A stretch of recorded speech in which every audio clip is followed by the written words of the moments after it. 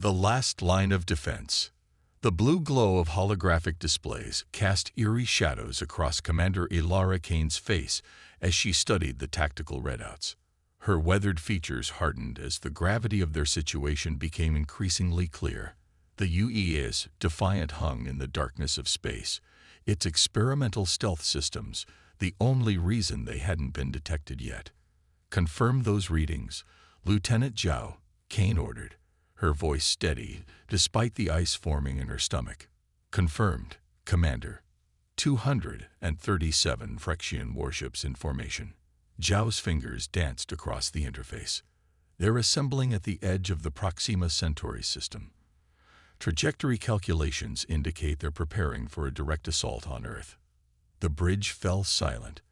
The Phyrexian Empire had been expanding through the galaxy for decades, assimilating or destroying any civilization that refused to submit. Humanity had managed to avoid direct confrontation so far, but the discovery of Element 7 on Mars had changed everything. The rare material could revolutionize faster than light travel, and the Phyrexians wanted exclusive control. "How long until they launch?" Kane asked. "Approximately 12 hours, Commander," replied Officer Navarro from the navigation station. "Once they enter the Sol system, Earth's defenses will only hold them for a few days at most." Kane stared at the visualization of the massive Phyrexian armada. The Defiant was the most advanced ship in Earth's fleet, equipped with experimental weapons and defense systems, but it was just one vessel against an empire. The rest of humanity's fleet was scattered across 3 systems, responding to what they now realized were diversionary attacks. "Send an encrypted burst transmission to Fleet Command," Kane said. "Include all our scans and inform them of the impending attack." "Commander," interrupted Chief Engineer Marcus Wells, "a transmission of that size, even encrypted, might give away our position." Kane nodded. "I know, but Earth needs the warning." She rose from her command chair and approached the main view screen, studying the Phyrexian formation. The invaders had no idea they were being observed. For now, that was their only advantage. "Transmission complete," Zhao announced. "Response from Fleet Command. Message received. Reinforcements 18 hours out at best speed. Proceed with extreme caution. Survival priority Alpha." Kane's jaw tightened. 18 hours. By then, the attack on Earth would already be underway. "They're ordering us to stay hidden and survive," Executive Officer Reyes interpreted, standing beside her. His dark eyes met hers. "We could use the stealth systems to slip away, try to rendezvous with the fleet, and leave Earth defenseless." Kane shook her head. "No, if we don't delay them here now, our planet won't stand a chance." She turned to face her crew. 27 of Earth's finest, operating the most technologically advanced warship ever built. Each face showed a mixture of fear and determination. "I won't order any of you to do this," Kane said. "The odds are not in our favor. But we have the element of surprise, and we have the Defiant. This ship was built for exactly this kind of mission, to stand against impossible odds." She paused, looking at each officer in turn. "If we can disrupt their formation, even destroy their command ships, we might buy Earth the time it needs to prepare. Anyone who wants to take an escape pod now has my permission. No one will think less of you." The bridge remained silent for a long moment. Then Marcus Wells spoke up from engineering. "The Defiant systems are at 100%, Commander. All experimental weapons are online and ready. Navigation is plotting optimal attack vectors," Navarro added. One by one, each crew member reported in, confirming their commitment to the mission. No one moved toward the escape pods. A slight smile crossed Kane's face. "I never doubted any of you. Let's make this count." "Lieutenant Commander Reyes, prepare battle stations. Tactical, begin analysis of their fleet formation and identify their command vessels." "Commander," called out Sensor Officer Patel, "I've located what appears to be their flagship. It's nearly 5 times our size, heavily armored, and situated in the center of their defensive perimeter." The main screen shifted to show a massive vessel, bristling with weapon emplacements and surrounded by layers of smaller warships. That's the Phyrexian sovereign, Rise identified. Their Grand Admiral vexed ours personal warship. If we could take it out, the rest of their fleet would fall into disarray, Kane finished. But getting close enough would be nearly impossible. Not necessarily, interjected Marcus from engineering, his voice coming through the comm system. The Defiant's phase shift drive wasn't just designed for FTL travel. In theory, we could use it to momentarily shift out of normal spacetime, passing through their defensive screen. In theory, Kane questioned. It's never been tested in combat conditions, Marcus admitted.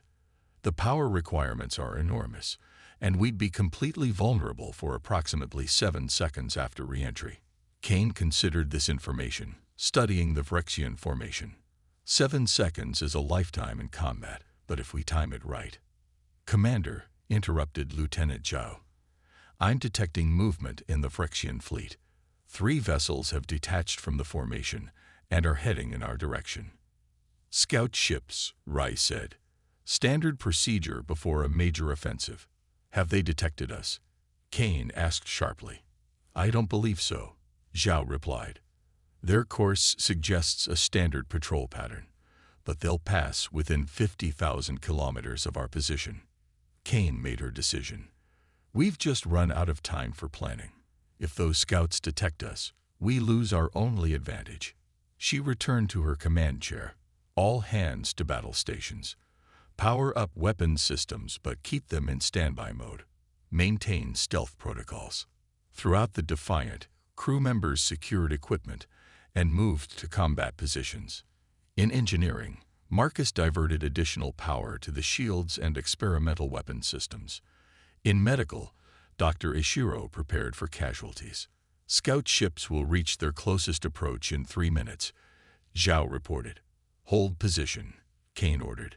Let them pass, then we strike. The bridge fell silent as they watched the approaching Phyrexian vessels on the tactical display. The sleek, predatory designs reflected their creator's nature. The Phyrexians were methodical conquerors who had subjugated dozens of species. 2 minutes to closest approach. Kane opened a ship-wide channel. This is Commander Kane. In moments, we will engage an enemy force that outnumbers us more than 200 to 1. Our mission is not to win. It's to create enough chaos in their ranks to delay their attack on Earth. Every minute we buy could save thousands of lives. She paused, feeling the weight of command. The Defiant was named as a statement. Humanity's defiance against those who would threaten our existence. Today, we give meaning to that name. Whatever happens in the next few hours, I am honored to serve with each of you. Kane out. 1 minute to closest approach, Zhao announced. Kane nodded to Reyes. Begin power-up sequence for the phase shift drive. Calculate a jump that will position us directly behind the scout ships. Calculating, Navarro confirmed. Phase shift coordinates locked. 30 seconds. Kane gripped the arms of her command chair. Weapons Officer Chen, as soon as we re-enter normal space, target the scout ship's engines and communication arrays. We need to take them out before they can alert the main fleet.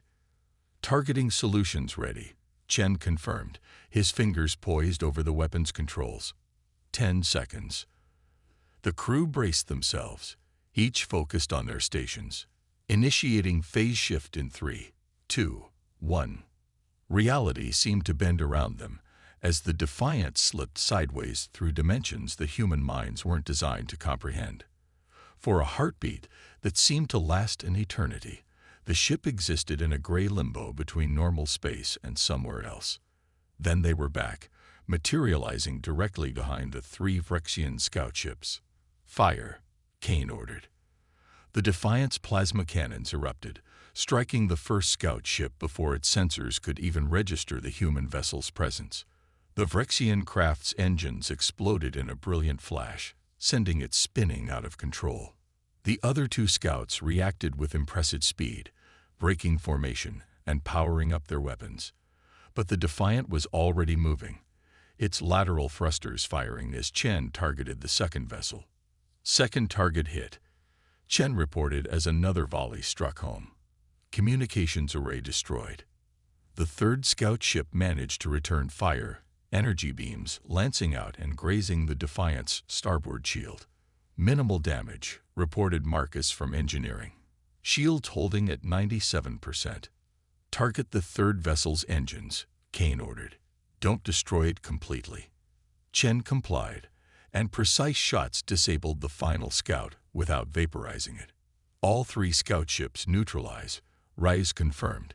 No distress signals detected. Good, Kane said. Now comes the hard part. Navigator, plot a course directly toward the Phyrexian flagship. Engineer Wells, how soon can we execute another phase shift? The drive needs 7 minutes to recharge after that jump, Marcus replied. And Commander, the main fleet has noticed their scouts have gone silent. They're shifting formation. On the main display, the massive Phyrexian armada began to move, several ships breaking the way to investigate. They don't know what happened yet, but they're suspicious, Rice said. We have maybe 10 minutes before they find the disabled scouts. Kane nodded. Then we have 10 minutes to prepare our assault. Tactical, identify weaknesses in their defensive screen. Engineering, divert all non-essential power to weapons and shields. And everyone. She paused, meeting the eyes of her bridge crew. Remember why we're here. For Earth. As the Defiant accelerated toward the massive Phyrexian fleet, Kane knew most of them wouldn't survive to see the next day. But if their sacrifice could save their homeworld, it would be worth it. The impossible battle was about to begin. Humanity's finest hour. 10 battle cruisers from the Phyrexian fleet broke away from the main formation, arcing toward the disabled scout ships. Commander Kane watched them on the tactical display, her mind racing through possibilities. The Defiant remained cloaked, hovering at the edge of sensor range. Time until they discover the scouts, she asked. 4 minutes, 17 seconds at current speed. Lieutenant Zhao replied. Kane turned to her executive officer. Rise, what's the status of the phase shift drive? Engineer Wells reports it will be ready in approximately 3 minutes. Kane nodded, her eyes returning to the tactical display. The massive Phyrexian armada stretched across space like a dark storm cloud, with the enormous flagship, the Sovereign, protected at its center. We need to maximize chaos, Kane said. When we attack, it has to be devastating enough to draw their entire fleet's attention. Commander, Officer Chen spoke up from tactical. What about the Helios Protocol? The bridge fell silent. The Helios Protocol was the Defiant's most classified weapons system, an experimental technology that concentrated solar energy into a beam of unprecedented destructive power. It had never been used in actual combat. The Helios system requires 45 seconds of continuous targeting to achieve full charge, Rice cautioned. We'd be exposed and vulnerable. But if it works, Chen countered, we could cut through multiple capital ships with a single shot. Kane considered the options. Prepare the Helios system. We'll use the phase shift to position ourselves. Fire the Helios, then immediately execute evasive maneuvers. She opened a channel to engineering. Marcus, I need maximum power to the Helios capacitors the moment we complete the phase shift. Understood, Commander, came the response. But I should warn you. At full power, the Helios will drain our shields to 30% capacity. A necessary risk, Kane said grimly. Status of the phase shift drive. Ready in 90 seconds, Navarro reported from navigation. On the tactical display, the Phyrexian cruisers were closing in on the disabled scout ships. They'll discover what happened any moment now, Zhao warned. Kane made her decision. We can't wait for the ideal moment.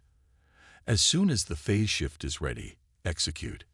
Target coordinates. Directly above the outer defensive perimeter, with clear line of sight to their flagship. The crew acknowledged their orders, tension thick in the air as they prepared for battle. Phase shift ready, Navarro announced. Execute, Kane commanded.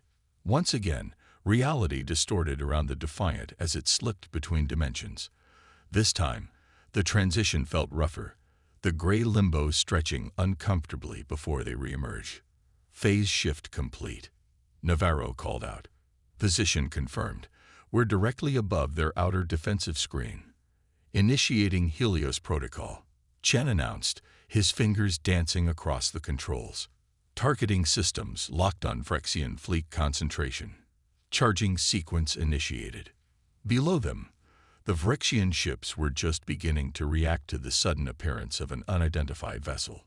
Incoming transmissions, Zhao reported. They're demanding identification. Ignore them, Kane ordered. All power to the Helios system. The Defiant hummed as energy surged through its specialized conduits, feeding the massive weapon concealed in its underbelly. On the main view screen, a targeting reticle appeared, showing the projected path of destruction. Phyrexian vessels moving to intercept, Rise warned. 20 seconds until they're in weapons range. Helios charge at 60%, Chen reported. 30 more seconds to full capacity. Kane gripped her command chair. Defensive countermeasures ready. The moment they open fire, deploy chaff, and begin evasive pattern delta. Phyrexian weapons powering up, Zhao called out. 15 seconds to Helios readiness. The first energy blasts from the Phyrexian cruisers lanced toward the Defiant, most missing as the human ship began its evasive maneuvers. One struck the starboard shield, causing the entire vessel to shudder. Shield integrity at 85%, reported Marcus from engineering. 10 seconds to Helios readiness. More Phyrexian ships were turning toward them now, their formation shifting as they responded to the unexpected threat. 5 seconds. Multiple targeting locks detected. Zhao shouted as warning signals blared across the bridge. Brace for impact. Rise ordered. Energy weapons from a dozen Phyrexian ships converged on the Defiant. The shields flared brilliant blue as they absorbed the assault, but alarm indicators flashed across every console. Shields at 42%. Marcus called out. Critical stress on aft emitters. Helios at full charge, Chen announced, his voice steady despite the chaos. Fire, Kane ordered. The Defiant shuddered as a brilliant golden beam erupted from its underside, slicing through space toward the Phyrexian fleet. Where it touched, Phyrexian ships simply ceased to exist, their advanced hulls vaporizing instantly. The beam cut a devastating path through the outer defensive screen, destroying 19 vessels before finally dissipating. Stunned silence fell across the bridge as they witnessed the unprecedented destruction. Direct hits on 19 enemy vessels, Chen reported, his voice tinged with awe. Their outer defensive screen has a 40% breach. The moment of victory was short-lived. The Phyrexian fleet responded with overwhelming force, hundreds of ships turning their weapons toward the lone human vessel. Evasive maneuvers, maximum thrust. Kane ordered. Navarro, plot a course through the breach we just created. Course plotted, Navarro confirmed as the Defiant surged forward, diving toward the gap in the Phyrexian defenses. Energy weapons crisscrossed space around them, most missing as the human ship jinked and rolled. But there were simply too many Phyrexian vessels firing. Impacts rocked the Defiant repeatedly, each hit draining more power from the already weakened shields. Shields at 18%, Marcus reported, his voice tight with strain. Hull breaches on decks 4 and 7. Emergency containment holding. Distance to the flagship, Kane demanded. 120,000 kilometers, Navarro replied. But they're adjusting formation to block our approach. Kane studied the tactical display. The Phyrexian response was impressive. Ships moving with coordinated precision to protect their flagship while maintaining a constant barrage against the Defiant. Status of the phase shift drive, she asked. Still recharging, Marcus replied. 3 minutes minimum before another jump is possible. Another hit rocked the ship violently, throwing crew members against their stations. Direct hit to port nacelle, Rise reported grimly. Shields failing. We can't take much more of this. Kane made the hardest decision of her career. All power to engines. Navarro, set collision course with the Sovereign. Shock rippled through the bridge. "Commander," Rice questioned. "You heard me," Kane said, her voice firm. "If we can't destroy their flagship with our weapons, we'll use the Defiant itself." Collision course set, Navarro confirmed after a moment's hesitation. "All hands prepare for emergency evacuation on my mark," Kane announced ship-wide. "Combat teams to escape pods. Engineer Wells, initiate core destabilization sequence." "Core destabilization?" Marcus's voice came through the comm. "Commander, that would create an explosion equivalent to—" "I know exactly what it would do," Kane interrupted. "Authorization code Kane, Alpha 790. Execute." There was a pause before Marcus responded. "Understood, Commander. Core destabilization sequence initiated. 10 minutes to critical overload." The Defiant surged forward, diving deeper into the Phyrexian formation, taking hit after hit as it raced toward the massive flagship. Throughout the ship, crew members hurried to their assigned escape pods, carrying essential data cores and wounded comrades. 5 minutes to collision, Navarro reported. "The Phyrexians are adjusting formation, trying to block our path." "Stay on course," Kane ordered. "Weapons, target any vessel directly in our path." The Defiant's remaining operational weapons fired continuously, clearing a path through the increasingly desperate Phyrexian defenders. It was clear they understood the human vessel's intentions. "Commander," Zhao called out suddenly, "I'm detecting a transmission from the Sovereign. They're requesting communication." Kane raised an eyebrow. "Put it through." The main view screen shifted to show a Phyrexian face, elongated features, scaled skin, and multiple pairs of eyes that blinked independently. Grand Admiral Vexthar himself. "Human vessel," the Phyrexian spoke, his voice translated through the computer. "This suicidal attack is unnecessary. We offer terms for your surrender." "You plan to invade my homeworld," Kane responded coldly. "What terms could possibly interest me?" "Your courage is admirable," Vexthar said, "but misplaced. We do not seek to destroy humanity, only to ensure you understand your proper place in the Galactic Order. Under Phyrexian rule." Kane shook her head. "That's not our proper place. Admiral, humans don't bow to tyrants." "Then you will die for nothing," the Phyrexian snarled. "Your single ship cannot stop our armada." Kane smiled. "You're right about one thing, Admiral. This is just one ship. But right now, it's exactly where it needs to be." She signaled to Zhao to cut the transmission. "Core approaching critical levels," Marcus reported from engineering. 7 minutes to overload. "All essential personnel should evacuate now." "All hands to escape pods," Kane ordered. "Execute emergency departure protocol."